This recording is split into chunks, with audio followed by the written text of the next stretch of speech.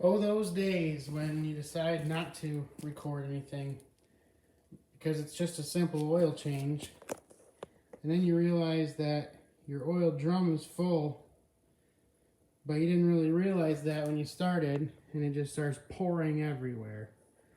What a mess. Well, that ain't the first time this floor's ever been dirty, and I'm sure it won't be the last. Just working that floor dry in. Yes, I actually have real floor dry. I don't just use dirt and rust. I'll get this mess cleaned up. So I'm just gonna keep working and walking all over this and rubbing that clay in and grinding that oil out. But I use this nifty here fluid pump that should have every adapter needed, but not those big mouth ones, to go right onto a gallon jug. And got the differentials and the transfer case all full, and got that friction modifier in the rear end, so that gov lock will be happy and not chatter. And the oil change is complete as well. I still need to do the rear brakes, and then all the brake hoses and brake lines, and then drive shafts.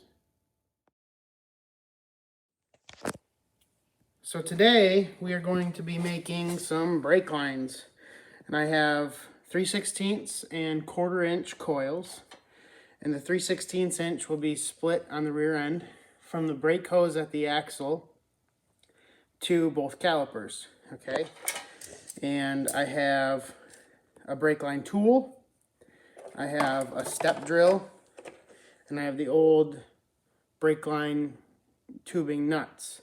Now, the old tubing is in here, so the first thing I have to do is use my step drill and drill those out.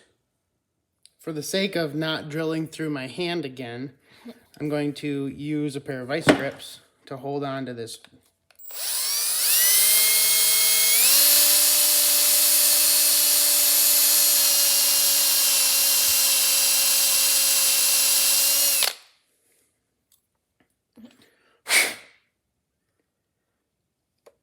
Now it's pretty rusted, so I'm going to just keep drilling through, but typically you can just break that flare off and then tap it out with a punch. But I need to clean up that hole anyways. My step drill can't quite get through the flare nut, so I'm going to go over to the belt sander and clean that up before I drill the other direction.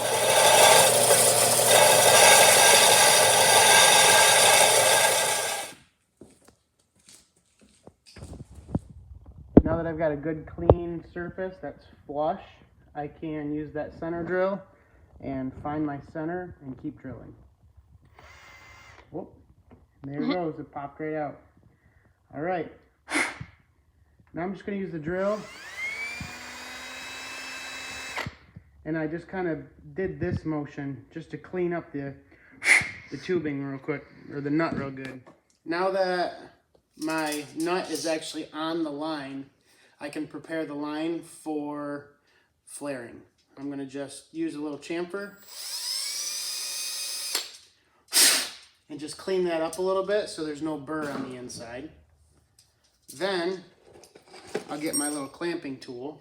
This is 3/16, so I go find 3/16. Using my 3/16 flaring tool, I put the line through the clamp until the tool and the line stick out the same amount. And then I'll clamp it down real good and tight. Now I insert my tool into the line and take this flaring tool and crank it down. And that's the beginning of the double bubble flare. It doesn't take a ton of pressure, but once it's tight, you know it's tight.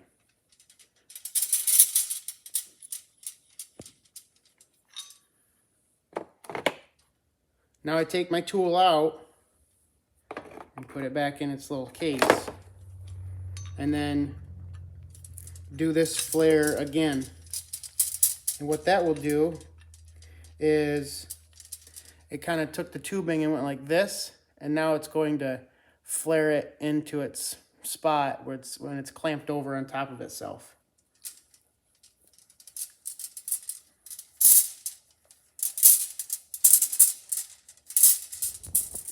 Now my line is ready for installation on the first end.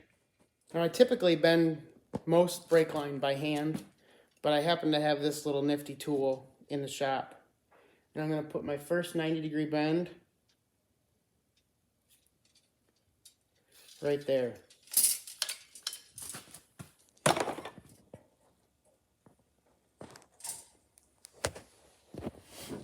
You know, recording and all that good stuff. Looks like you have like a frown, like when you were doing that. Yeah? Yeah. I got an ugly face? No, just a frown when you're working on stuff. Got it. It's my thinking face. I have my brake line on the hose near the caliper. And for this part, I will just kind of free form it as I go. So using one hand like the brake, I can push and get it to where I want it to be.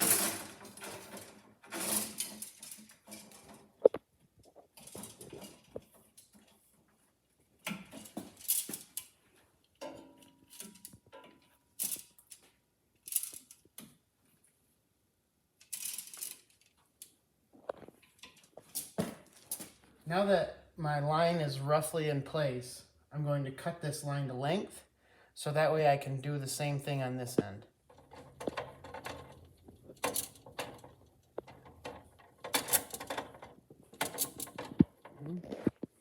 Sometimes if you drill this end out, you can twist, well, not that one. Sometimes you can just twist that line free, but this time I'm still going to have to drill the rest out. Are you sure this time you're not just going to touch it with the drill and it's going to fall out? No, I'm not sure. What you doing? Working. Reminder, put that nut on before you flare it. You can't get the nut past the flare. And I'm telling you because I know this, because I've tried it so many times.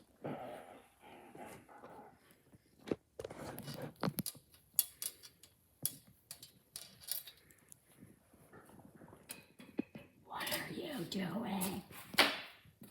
Trying to use a 3/8 when I need a 10. That probably didn't work so well. Nope.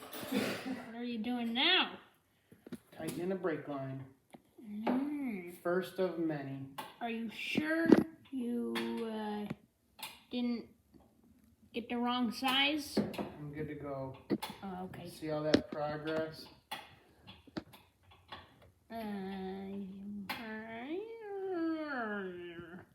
Sure. It's magical. What you doing? Working. Okay.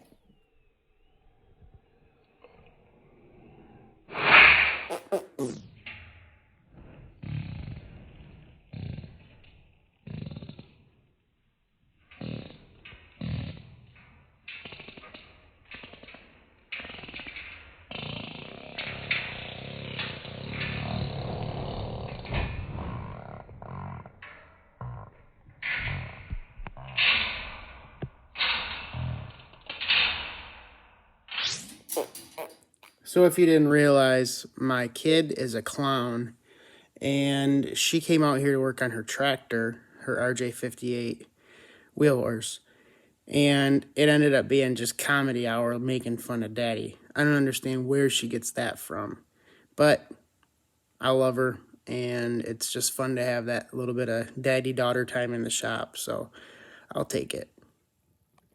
So the rear lines are done on the axle. And I busted the lines at the ABS module on the frame. And now I'm just watching the fluid level right there drop.